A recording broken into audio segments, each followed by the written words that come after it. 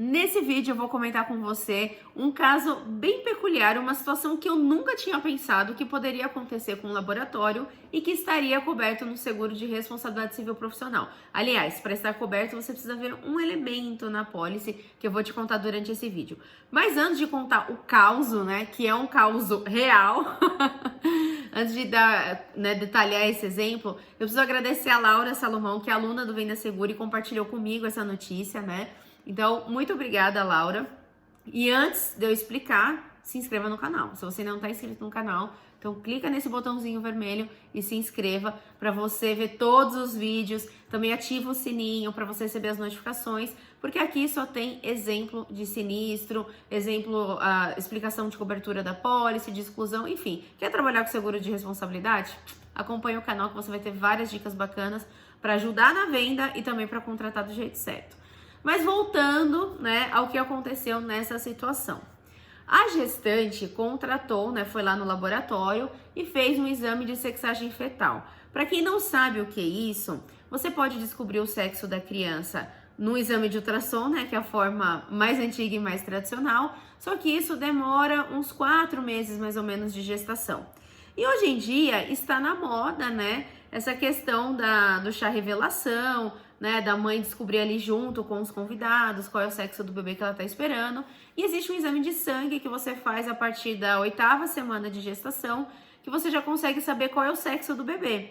Então é um exame particular, normalmente, né, os planos de saúde não cobrem esse exame. Não é um exame de rotina da gestação, mas a mãe decide fazer para saber o sexo da criança. Eu mesma também fiz esse exame, porque eu ia viajar, ia comprar as roupas de acordo com o sexo, né, dos gêmeos, que na época eu não sabia o que era, e eu descobri que eram meninas, enfim. Então é muito útil, tá? Se você tá achando que isso é besteira, é muito útil.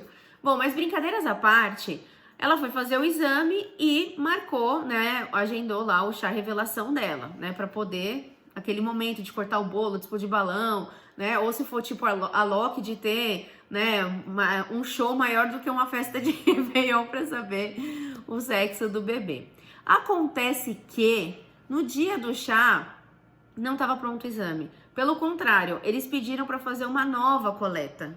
Como que ela ia fazer o chá revelação se não sabia o sexo, se ninguém sabia, se não tinha exame? Meu Deus, né? Então, logicamente, ela processou o laboratório pelos danos morais sofridos. Na decisão fala que o laboratório foi condenado a pagar R$ 3.500 de danos morais. Eu não sei se ela não juntou nenhuma documentação a respeito dos gastos que ela teve com a festa, ou se o juiz decidiu não condenar nos danos materiais, mas ela, de repente, até poderia, a não ser que ela cancelou antes, enfim, não sei. Mas eu sei que o laboratório só foi condenado em danos morais. E por que ele foi condenado? Justamente porque não avisou a gestante, no caso a cliente, a consumidora, que o exame poderia ser necessário coletar novamente o material, né, de ter dado um tempo mais exato aí se tudo der errado, o exame sai em 30 dias, né, porque talvez seja necessário uma nova coleta, enfim. Não, simplesmente coletou o material, aí sai aquela data programada, né, de quando vai ser o resultado do exame e não avisou, né, então ela foi surpreendida com essa situação. Realmente houve uma falha profissional, uma falha na prestação de serviços. O problema não é precisar realizar uma nova coleta, porque às vezes isso pode acontecer no exame.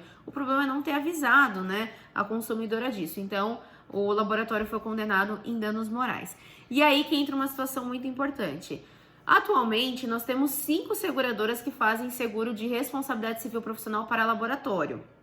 E 4 cobrem dano moral puro de forma automática. Uma delas você precisa ficar atento lá, senão pode ser que não tenha essa cobertura. O que é esse tal de dano moral puro? Que quando eu ensino os alunos, eles vão perguntar para a seguradora, às vezes o comercial fica, dano moral puro? As seguradoras, quando escrevem, todas cobrem danos morais, né? Mas algumas colocam requisitos. Quais são esses requisitos? Que esses danos morais aconteçam em decorrência de um dano material ou de um dano corporal. Então, nesse exemplo mesmo da festa do chá revelação, imagina que ela fosse fazendo um buffet, ela tivesse gasto, sei lá, R$ 10.000 e teve de cancelar tudo, enfim, e perdeu e só conseguiu de restituição do buffet 5.000. Esses 5.000 ela ficou com prejuízo. Ela processaria o laboratório pedindo 5.000 dos danos materiais, mais os danos morais. Aí, esses danos morais seriam decorrente de um dano material indenizável, né? Porque R$ 5.000 estaria coberto na pólice e supondo que estivesse acima da franquia, tá? Mas nesse caso, só houve condenação em dano moral, então foi um dano moral isolado que a gente fala, sem ser decorrente de um dano material ou de um dano corporal. E aí que entra o ponto de atenção que você deve ter na hora de contratar a pólice, principalmente da área da saúde, né? Laboratório, médico, clínico, hospital, clínica odontológica, dentistas, enfim, todos da área da saúde, veterinários também. Porque tem muitas situações que esses profissionais, essas empresas, são condenadas somente em danos morais. Não é um dano moral mais um dano material, mais um dano corporal, é só dano moral, que é o dano moral puro, isolado, né? Que não aconteceu nenhum outro dano coberto na pólice, nem indenizável, algumas seguradoras usam esse termo, ou seja, algum dano coberto acima da franquia.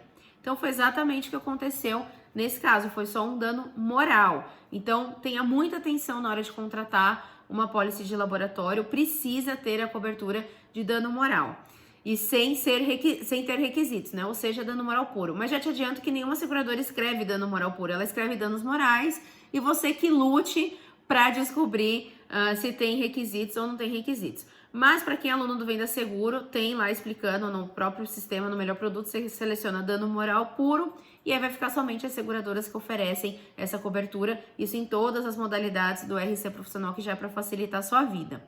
E uma coisa que eu achei bem peculiar desse caso também é que toda vez que tem um sinistro da área da saúde, é um dano corporal, um dano moral, mas basicamente esse dano moral é em virtude de uma lesão que causou, de uma cirurgia desnecessária que fez. Então imagina que o laboratório deu um falso diagnóstico lá de um câncer. Aí a pessoa se submete a uma cirurgia, quando coleta, né, o material, retira lá o tumor, na verdade era um nódulo benigno e foi um erro do laboratório, né? Então é comum estar atrelado a um dano corporal. E nesse caso, não houve uma lesão ou uma violação ou algum tipo de dano ao corpo da gestante. Foi realmente a questão da festa que poderia ter causado um dano material, né? E causou um dano moral nesse caso. Então, achei bem interessante. E como hoje em dia está muito comum essa questão do chá revelação, e nós vemos casos assim de eventos de chá revelação que tem um investimento altíssimo. Então, imagina se o laboratório comete essa falha, né?